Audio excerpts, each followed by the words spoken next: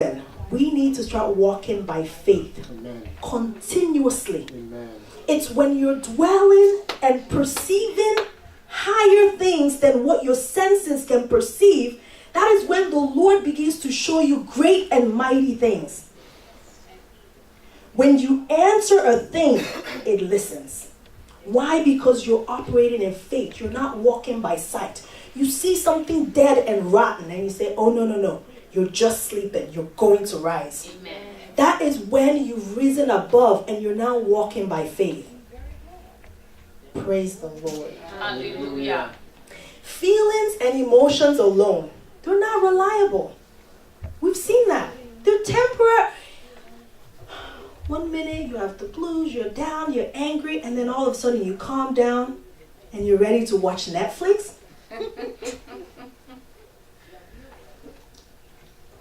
It's temporary. It's unreliable. That's right. I had to see that for myself. I'm like, wait a minute. I was so worked up. Now I'm Googling, ready to plan my vacation. Extremes. And sometimes I'll sit and laugh about it. And as I'm laughing and being honest with myself, that's usually when I hear the Holy Spirit. You know you have victory over this thing. You can actually recognize it when it's at the door. Not after you've let it in. When it's at the door, recognize it so that you don't walk by sight. Endurance is also needed. You can call the devil a lot of things, but please don't call him stupid. When he sees that you have started walking by faith, what does he do? He brings bigger opposition. So that even though you have faith, that thing that you're hoping for lingers. So what do you need? Endurance. Jesus endured the cross. After the 39 lashes, then the piercing, it's like, when would this thing end? But he kept enduring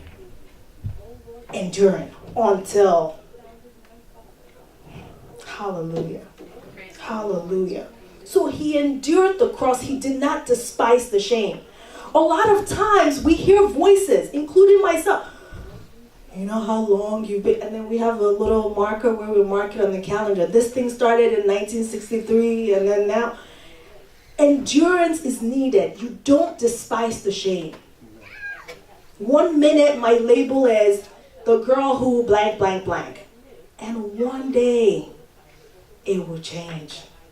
Hallelujah. The Lord comes and delivers. Hallelujah. At his own timing. So why don't we have endurance? If we know that this is a classic trick of the enemy. Classic. His rule book, it's the same underlying trick, just comes in different faces.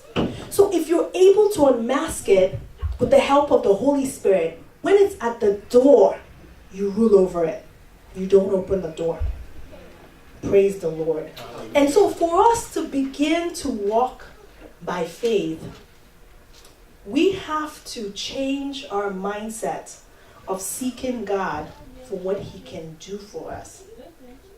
I think, a lot of the things on here, different people praying today just kept mentioning each one. One of my sisters prayed on, Lord, we just don't want to seek your hand. We want to know your character. We want to know your ways. When you learn or you begin to notice God's character, what happens is that you start thinking in terms of, how will God see this? So when we're praying, Lord, give me your mind, I have the mind of Christ, that's exactly what we're praying. We're praying that in every situation, we would see it the way God would see it. Amen. Amen. Not, Lord, what am I going to receive from? It's good I love the blessings of God. However, when I'm walking by faith, I need to have the mind of Christ to be able to walk by faith. So let's talk about just one or two principles, or should I say, one of two aspects of one principle. Because we don't have enough time to talk about all the principles. God has principles on how you handle money. God has principles on how you love one another. God has principles on getting the character, right? By the fruit of the Spirit. There's so many principles out there. Daytime and nighttime is a principle of God. He said it after he destroyed the earth. This would not cease. That's another principle. So we can wake up in the morning and the sun is going to shine on both the righteous and the unrighteous. The rain is going to fall on both the righteous and the unrighteous. Why? Because he said it. And it is so. So we're going to talk about the trials and the tests that will come our way. A lot of us will say, well, it has already started. I'm going through. But we need to be prepared, not just as an individual, but as a church. Because there is a trial and a test that is coming. The Bible calls it persecution that is coming. And so if you're not walking by faith, and if you don't understand the higher purposes of God's principles, you may be confused during that time. Why does he test us? He tests us so that we can mature. He tests us so that we're not babes. And then this is the one I like. He tests us because it's an opportunity to prove the victory that he has won for us. That got me through a lot of nights. I'm like, thank you for the opportunity. Because this thing that I'm going through, it's only for me to let your glory shine through me. Amen. Let me read Romans chapter 5 from verse 1 to 5. It says, therefore, having been justified by faith, we have peace with God through the Lord Jesus Christ, through whom also we have access by faith into his grace, in which we stand. Not just stand, we also rejoice in the hope of the glory of God. And not only that, we also glory in tribulations, knowing that tribulations produces perseverance. We need to persevere. And perseverance, character. And character, hope. Now, hope does not disappoint, because the love of God has been poured out into our hearts by the Holy Spirit, who was given to us. I like the way it kind of goes through and tells us all the great things about faith. And then it says, it's not just all those great things. Another great thing about faith is that it glories in tribulation. That's where I saw that my tribulation is an opportunity to show forth my faith in God. And that scripture actually ends with loving God. Loving God, why? The love of God has been poured out into our hearts by the Holy Spirit. The minute you receive the Holy Spirit, now he's no longer on the outside. He's bubbling inside of you, constantly reminding you of God's love. It's in that security. You know how you have that boyfriend, girlfriend, some of you guys, husband, wife, you just know that you know that you're loved. And that brings a certain type of security. I am loved. How much more the love of a father? The Father. That brings a security where you know that even though I'm going through a trial or a tribulation, my faith is strengthened. My faith matures. Praise the Lord. Hallelujah.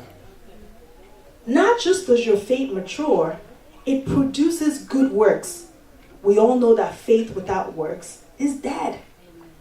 How can someone be telling you, oh, I believe, and then everything you've told them, they acted like they didn't believe it? You will come back to them and say, are you sure you really believe what I'm saying? Because you're not acting like it. It's from the actions that you know that a person actually believes. Amen. What about 2 Corinthians chapter 4, verse 17? I'm just sharing with us some of the things that I've had to wrestle with God on, because sometimes when I hear very close friends speak, I get really burdened. Actually, let me share one. You know, a lot of times I invite friends to church. I want them to come. I just invite them to church.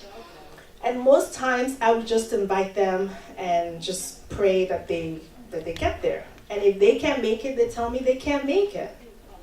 I have a really, really close friend that I just knew. I mean, the Lord had been telling me, invite her to church. And this young girl, she is born and bred in the church. So my inviting her to church, I was like, Lord, she's a church girl. There's no need. And the